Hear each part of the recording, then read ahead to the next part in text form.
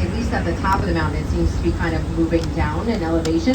So it's actually clearer up there right now than it is this morning, which is the opposite of how usually it is. Usually gets much hazier throughout the day.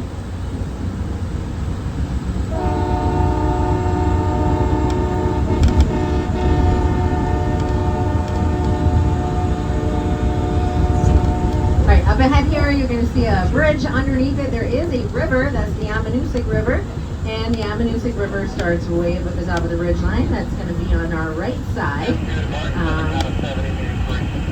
In between Mount Monroe and Mount Washington, up on the ridge line, there are a couple of beautiful lakes up there. They're called the Lakes of the Clouds. And that's where this river begins.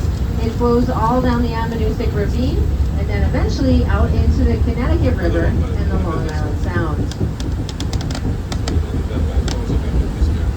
So it's got a pretty long way to go.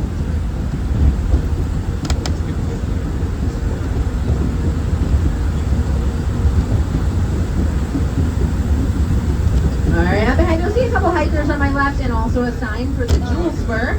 The Jewel Spur is a connector trail to the Jewel Trail. The Jewel Trail is one of two hiking trails that go up our western side of the mountain. And when we get a little bit higher up, I'll point out where the trail runs as it makes its way up to the summit. But the Jewel Trail is considered the easiest trail on Mount Washington, although that does not make it by any means easy. It is one of the easier approaches.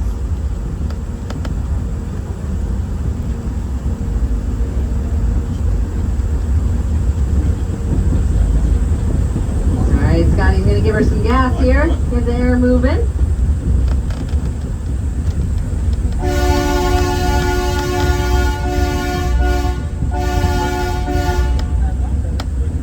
There you have it. That's going to be about our Sylvester Marsh did. He came back to New Hampshire to do that. And believe it or not, he did start to feel better almost immediately upon arriving here.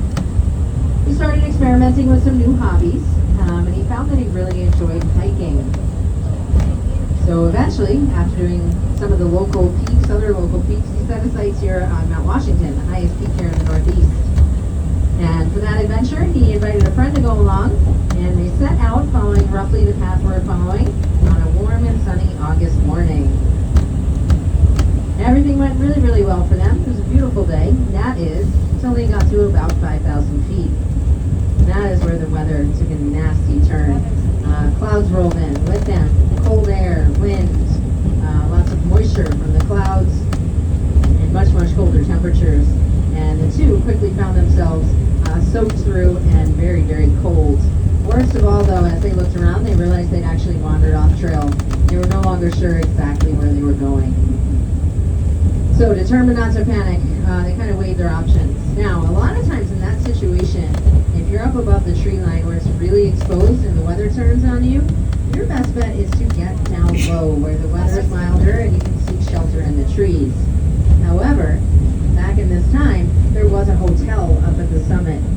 So Sylvester and his friend reasoned that if they just kept going uphill, they must eventually reach that shelter, and they were probably much closer to it than, getting out of the weather further down. So that did work out for them. They eventually reached the hotel, although by the time they got there, it was well after dark. They were hypothermic, and they were really shaken up. But they had survived their adventure, and they knew that was the lucky thing. Even before them, people had perished here hiking on the mountain, and since then, many have perished as well. So they knew they were super lucky and went to bed that night feeling really, really grateful for that. Now, after a good night's rest, the two felt much, much better. They went outside, took a look around, and it was one of the most beautiful days you can imagine, the most beautiful kind we get here. Happens a handful of times a year. That's when you can see for over 120 miles all the way to the Atlantic out on the horizon. And that is the day that they had that next day. And it was so breathtaking and so beautiful that Sylvester Marsh took up a new mission in life that day. He decided he was going to find a way where he could help ordinary people get to the summit of Mount Washington quickly and safely without having to risk their lives to get there.